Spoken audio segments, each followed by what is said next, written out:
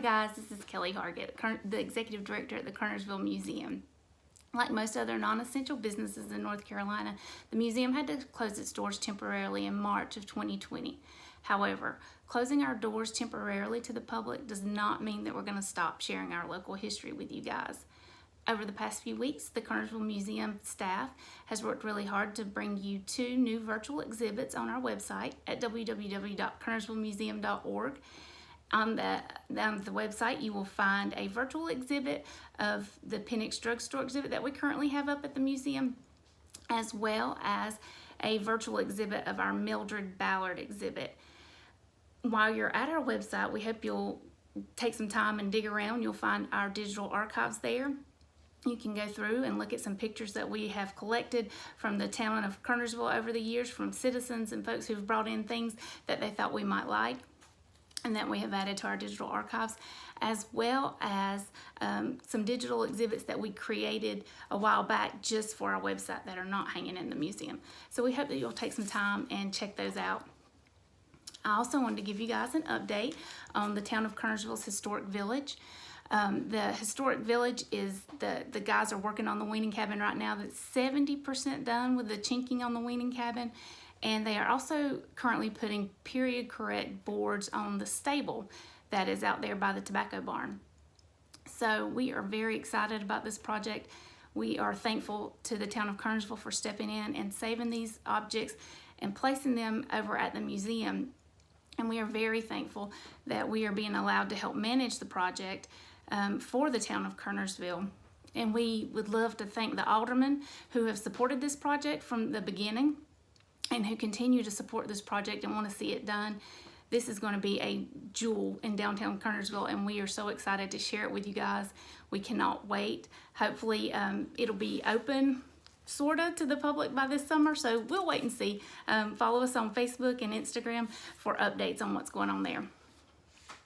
And finally, I want to talk to you guys a little bit about the hardest part of quarantine for me as the executive director is not getting to see the folks who come in and who bring us exhibit, or come in and visit our exhibits and bring us artifacts for us to see and add into our collection. And that's super hard for me because I love to share the story of Kernersville with you guys. So I thought I would share one of the objects with you. One of the objects that I think is most interesting in our artifacts. And that is, and I'm going to post a picture just in case you can't see it very well because it is under glass. And that is a handwritten invitation to a private execution.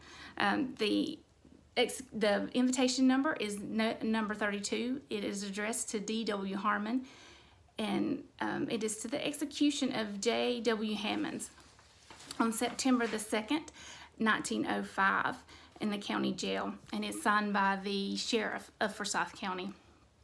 Now, if you're like me, the first thing you want to do when you get an object like that is find out who is J.W. Hammonds and what did he do to get executed. So we started doing a little digging around in newspaper.com and some other places that we like to go for information. And we found that J.W. Hammonds was a widower who married a lady named Henrietta Conway, who he believed was also a widower. She had a child that she brought into the marriage. And sometime in April of 1905, J.W. began to believe that he had married her under false pretenses. He believed that the child was born out of wedlock and that Henrietta had never been married. And this enraged him. Henrietta was outside. J.W. grabbed a gun, walked outside, and shot Henrietta. She was actually in the process of picking up her child on the sidewalk, and he shot her in front of neighbors, friends, anybody that was outside. He was promptly arrested and taken to jail and stood trial. His trial took place in July of 1905, and he was found guilty. His attorneys immediately started working to get his execution changed to life in prison. The governor denied that request. We can assume from our newspaper articles that we've read that J.W. was happy with that decision because he said being in prison was a worse fate than dying. So he was ready to go to the gallows. So he did hang on September the 2nd, 1905. and it is our belief that D.W. Harmon did attend that execution. We don't have anything that says otherwise. So that is the sad tale of J.W. Hammonds and his wife Henrietta Conway. John Wolfe donated that artifact to us, and we'd like to thank him for doing that and for entrusting a little piece of Kernersville's history to us. So, while you're at home, we hope everyone's staying safe and healthy. If you have some extra time, look through your family treasures. Look for pictures that you might want to share with us that add to our digital archives. You can scan those and send them over to us, or you can hold on to them if you don't have access to a scanner, and we will scan them for you once we open our doors back up, and we can give you the pictures back if you don't want us to have them. If you do want us to have them, we'll add them to our collection. But either way, we would love to expand our digital archives, and we hope that you guys have some time to look through your own personal family artifacts, and hopefully you can share them with us too.